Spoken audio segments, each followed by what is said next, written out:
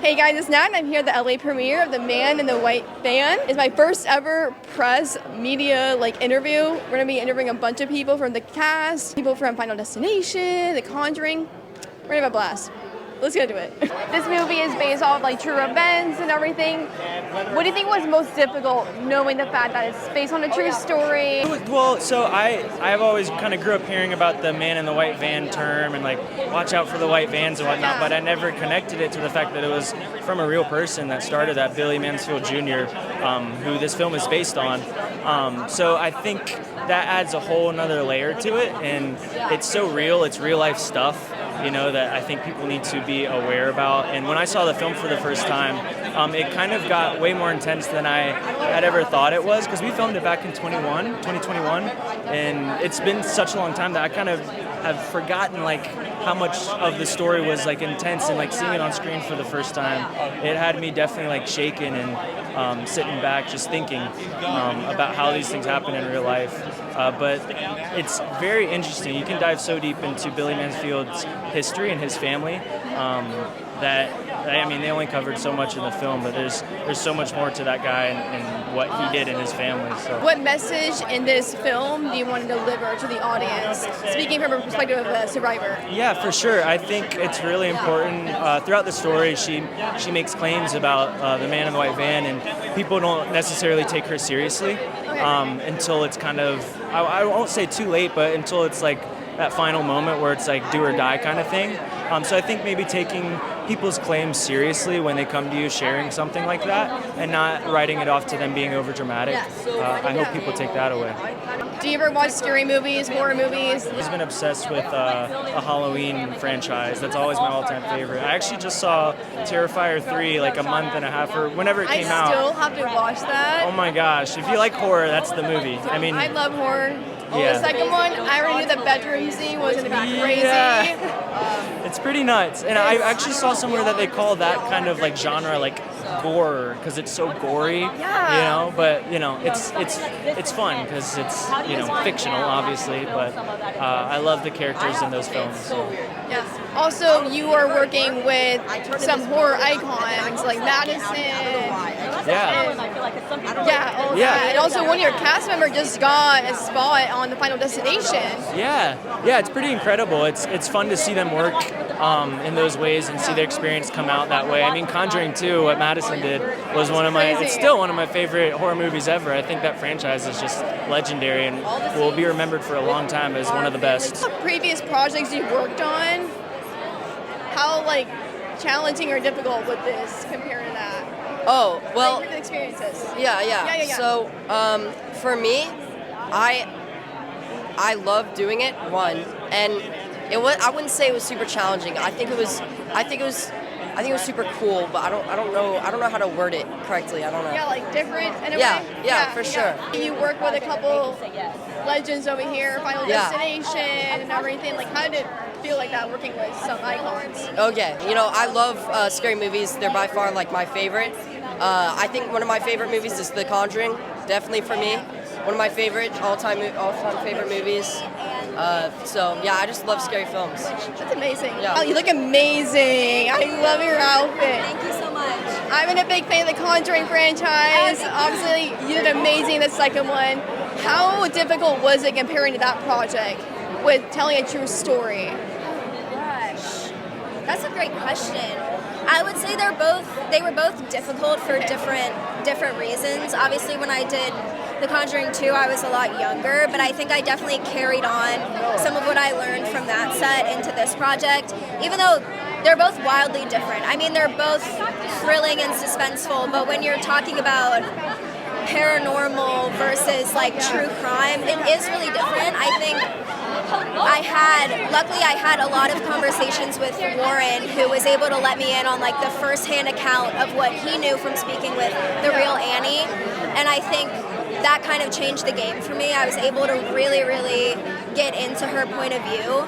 So, yeah. Also, you work with Vera, also Patrick, at a very, very young age. What advice did they give you as a career to continue growing as a horror icon? I think maybe it was less of they gave me a specific piece of advice. It was more just observing them work and observing all these amazing people who I've gotten, I've been so lucky to be around a lot of like my idols and amazing people who I look up to. So watching them do the work and the preparation that they all do and just the intensity and detail with which they film and put into every single shot has been something that I've carried with me like throughout everything. Portraying a survivor in this film, what challenges did you face while trying to deliver the message of being a fighter and keep persevering in this film? Well, obviously, I can't even comprehend like really what it's like to go through something like this in real life. So I think the number one thing that I guess gave me pause, or that I really tried to focus on, was just honoring what I knew about Annie's story and what I knew about how she felt in certain instances, and trying to just portray that like as honestly as possible. And then another part that I think was a little bit challenging for me was Annie's innocence, especially in the beginning of the film. She's 15. She likes to exaggerate a little bit, as a lot of young teenagers do. And yeah, just like being in the 70s and like kind of that mindset of like blind innocence. Now we hear so much all the time through like social media and the news and on the radio and the TV about all these horrible events that are happening, but they didn't necessarily have that. So that innocence was kind of like a mind twist for me in the beginning, but yeah. It was very common for a lot of kids to be walking home at night, doing grocery shopping, running errands for parents and everything like that. So it was just must have been a big transition to nowadays. Yeah, definitely. And then even like I kind of had to like erase modern technology from my mind as an option for self-defense. Like, as silly as it sounds, it's like nowadays someone's following you, my first instinct would be to pull out my phone, to call the police, to call my parents, to snap a picture. But to you can't. No, you can't do anything. You're on to your have own. my mom track me on Life 360. I mean, like literally, but that wasn't even an option. So you're right. It was a little bit of like, okay, let's erase that and let's really get into the mindset of like, it's normal to walk home from school by yourself in the dark at 15. It's like that's just what they did. Wow. Well, congratulations. You look amazing. Obviously, this movie is based off a true story. What was the most challenging part, trying to deliver that message to the audience? Honestly, for me, it wasn't really challenging. I just feel like the most important thing was just, of course, doing my research and connecting with our director, Warren, and just making sure we are collaborating well about the character Patty, and just making sure I was executing her right. So that was my biggest thing. It's just me and Warren having that kind of dialogue with each other. At such a young age, a lot of your roles were really comedic and everything like that, so it is a big jump. Get her into that. How different was it trying to, that transition, Yeah, it was extremely different, but something different that I was ready to take on. I, of course, wanted to switch genres for a while, but couldn't because I was on a TV show. So being able to have this opportunity was great, and I feel like it was just a foot in the door for me to do other things in the future. I grew up with Jessie. I remember so vividly when it premiered. I was on the couch, and I'm like, oh, just put on Disney Channel, whatever. And I'm like, oh, it's 12 o'clock. It's a new show. Yes. It's amazing. And now I'm like, I'm talking to you. Like, you're my childhood. Yes. It's like insane. It's crazy. Obviously, you were in that era for such a long time. Like, also reflecting back, it was Disney Channel days. Like, how also big a transition was that for too. I mean, of course it's a little bit hard transitioning, not mainly on your part, it's just the entire world being able to accept that transition and not, they're so used to seeing you one way. So, I mean, it was a little bit difficult, but now I feel like I'm almost there, and I'm about to be 23. Yeah, I'll be 23 next year. So everyone knows that I've grown up now. Like, we've all grown up. Thriving, Yeah. Also, do you watch any horror movies? Honestly, what's your favorite one? My favorite horror movie is Jeepers Creepers. I don't know. Specifically, I like part 1 better than part 2. I see that. Also, you're working with a bunch of horror movie icons at the Conjuring and Final Destination. Yeah. That's crazy. Very crazy. I watched Madison in The Conjuring. She did such a great job. Like, I honestly thought her accent was real.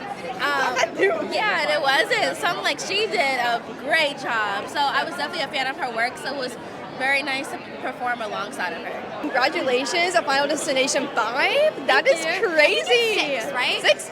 There's so many. Yeah, there's so many. I forget at this point. You're working with, like, Allie, obviously. She's an icon. Yes, she I wasn't know. the first two. Like, did she give you any advice or anything like that? I don't know how it worked, if you were, like, filming back to back or what. No, but- see, I got the audition for Final Destination post wrapping this project, but I had like a lot of in-depth conversations with Allie about like the growth of her career and how she navigated like success at like such a young age. Yeah. And so when I got that audition, it felt very surreal. I was like, I don't know what invisible string theory is happening here, but it feels connected. So, girl, you were Belle and the Bulldogs, obviously the iconic Nickelodeon days, and Owen Joyner is in that cast. I Did didn't you- even think about that. You're right. Yes. Did you ever, like, bump into him during that time? I know it was kind of like back to back, but No, like, we actually the first season reuniting of, everything. He did a Nickelodeon show prior to that. Okay. Called Yeah. 100 Things to Do Before High School, and the Forgot first about that. yeah the first Yeah. season of that was filming the same time as my show. So we've known each other since I was 14 years old. But this That's was like amazing. working together on a different level, which was so fun.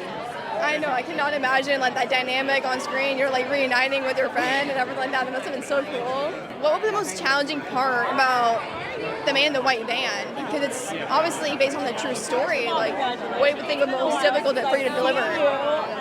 I think for me, one of the most obviously like wanting to honor the true story, but having like lots of candid conversations with our director, and we have like Madison, such a talented actress. Like honestly, she just showed up and did such a good job. I feel like it like raised me to a higher level of acting.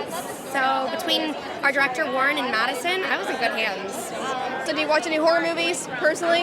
I grew up watching Goosebumps. Like every Friday night, my dad and I would go to R.L. Stein Blockbuster. also? Yes. You get it. Yes. The dummy episodes were always my favorite. The Mask, stop, forget it. But yes, grew up a big horror fan. So like now getting to be parts of different horror films. Oh yeah, and also you're working with horror icons here. I know. It's crazy. Favorite horror movie? Oh, favorite horror movie. I'm gonna say Paranormal Activity, like the first one, like the Oh, OG. yeah, the original? Yes. That's Went to see it in underrated. like 6th grade with like the little boy I had a crush on, so it just is like very nostalgic for me. Do you watch any horror movies? I like watching horror movies at times. Not by myself, never by myself, always with like friends and family and Oh, yeah, I everything. get you. But I'm super excited for this movie. I kind of already saw it. Okay, of course. But I'm excited. I have 2 songs in it, so yeah. Okay, let's talk about that. Okay, let's Let's go. talk about it, please. T, how was the songwriting process? Oh, it was awesome. Well, one of them was already pre-written, which was the I Think I Love You by the Partridge Family. So I was super excited because I got a partner with Hayden Summerall singing that song. So that one's really I did cool. not know that. That's amazing. sorry. That's Sneak peek, amazing. sneak peek. That's amazing though. No, I saw him on the list and I'm like, I haven't seen him in a while. I'm like, that's awesome though. No, so that song, and then I have a solo song of my own, which is called Okay. Blind Innocence. And oh my god, I'm super excited. That plays during the end credits, which is really cool. It's very different from like the usual music I put out there because it is a 70s song. But you know, I liked it. It was a challenge. It's different. It's a good challenge. It was yeah. a great challenge. We did a slow song. We made it very like fun, pretty, almost like basically what the song is about is like being like a young teen and being blinded to like all the evils that are inside this world. That's actually really good for this. you. That's great. Thank you. I didn't even think Thank about you. that. That's amazing. So it's a very like light song, but if you really listen to the lyrics, it's like, oh my god, wow. Like you don't even think about it. This is your first time a song of yours is featured in a movie?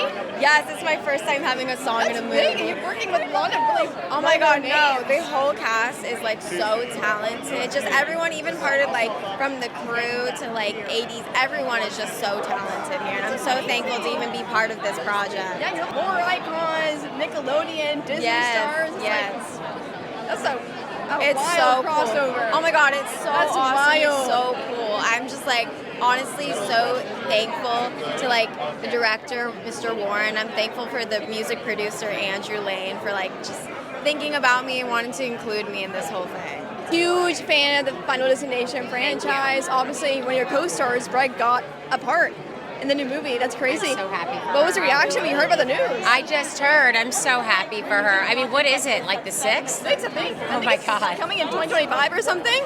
Good for her. I'm so happy for her. She's so talented, and I mean, she's going to be phenomenal in it. She's amazing. She's been like around forever. That's right. Nickelodeon days. Like These she's girls got have it. been working for a very long time, like child actors. So, yeah, and they're really, really gifted and talented, and they're great in this movie. The Madison is also known to be like in the Conjuring franchise too. Like that's also a huge franchise alone, and you were a part of a really big franchise also. That's like a crazy world. Yes, no, I think that we're all very lucky to be able to work in these great projects. That's really crazy. So, looking back at it for your Final Destination days and moving on to this big film that's based on a true event, what was really difficult for you to take on? I don't think it was difficult. I think as an actor, I like to immerse myself in the world of this story. And with Helen, she's a woman that really internalizes her feelings. Yeah. This is indicative of a different era, of the 70s, the housewife.